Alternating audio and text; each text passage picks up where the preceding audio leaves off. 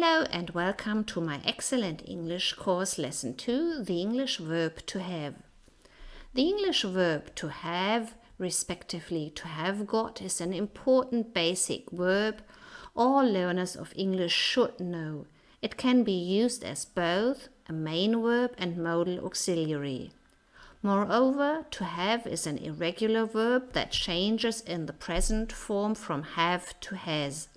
However, and this is good news, the forms are quite easy as they change only once or twice, depending on the tense we use.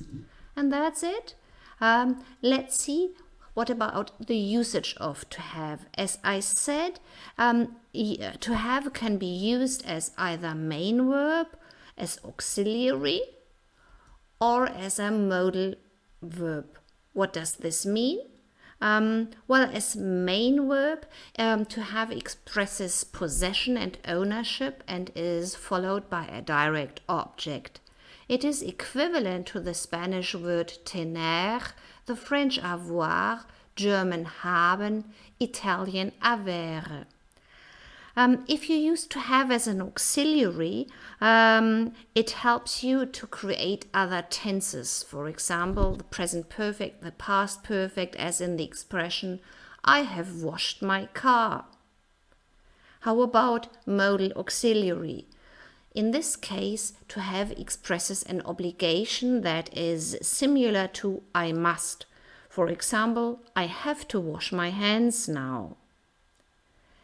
Some people use to have or to have got. Where is the difference, you might ask yourselves? Well, the most important information is both mean the same thing. So actually there is no real difference. If you take a look at the sentence, I have an e-car or I have got an e-car, there is no difference. Apart from the fact, and this is something you should note, is the fact that to have is more informal and cannot be used when talking about actions. However, the meaning is the same. Now let's get started and take a look at the forms of to have in positive sentences. You are lucky because there are only 2 different forms, and fortunately, you are now going to be given an explanations of the forms of to have in positive sentences. Well, of course, you have to distinguish between the singular referring to just one item and the plural referring to more than one. And there are long and short forms. Mind this, first person I have, long form, short form I've. So you have to note that the short and contracted form is much more common and especially used in spoken English. So let's see, the singular forms are I have, I've, you have, you've, and now watch out, he has or he is, she has or she's, it has or it's. This is really the challenge, mind the difference. I have, you have, he has, she has, it has. In the third person singular, it's has. How about the plural forms? We have short form we've, you have short form you've, they have short form they've. So you've got to learn all these forms, and in case you know them, you are my superhero.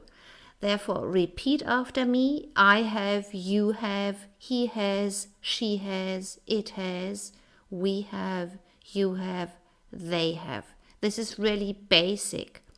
Short forms are as following: I've, you've, he's, she's, it's, we've, you've, they've. You should know and revise these forms. Let's try to find out more about the forms of to have in negative sentences or statements. As it is the negative form, you will have to add a tiny little word, the word not. And of course you have to distinguish once again between the singular and the plural. Add one word, not. I have not. This is the long form. The short and contracted form is I haven't. Contracted form, mind the apostrophe and the fact that one letter is removed. The O from not is removed. And in the second form person, the same thing, you have not or you haven't. Remove the O letter and add an apostrophe. You haven't. Third person singular, watch out. He has not. Thus, he hasn't. She has not. She hasn't. It has not. It hasn't. Once again, long form, not. Short form, I haven't, you haven't, he hasn't, she hasn't, it hasn't. Remove the O from not and add an apostrophe. The same pattern applies for the plural. We have not, we haven't. You have not, you haven't. They have not, they haven't. Again, the short form is much more common, rather informal, and especially used in spoken English. And with the contracted form, you have to remove one letter, the O, and add an apostrophe. Repeat the short form after me. I haven't, you haven't, he hasn't, she hasn't, it hasn't. We haven't, you haven't, they haven't. In the following, I'm going to explain the use of to have in questions. Don't worry, this is really easy because you simply have to take the positive sentence and then change it into a question. Therefore, I have becomes have I? Have I got your attention? Mind this, you simply change the word order. I have becomes have I. Thus, you first have the verb and then the subject. Simply change the word order. You have becomes have you got a pen for me? He has, she has, or it has. Has she got a dog? We have. Have we got questions? Hope you haven't. You have. Have you got a car, for example? They have. Have they got a sister? So each time the same pattern, simply change the word order.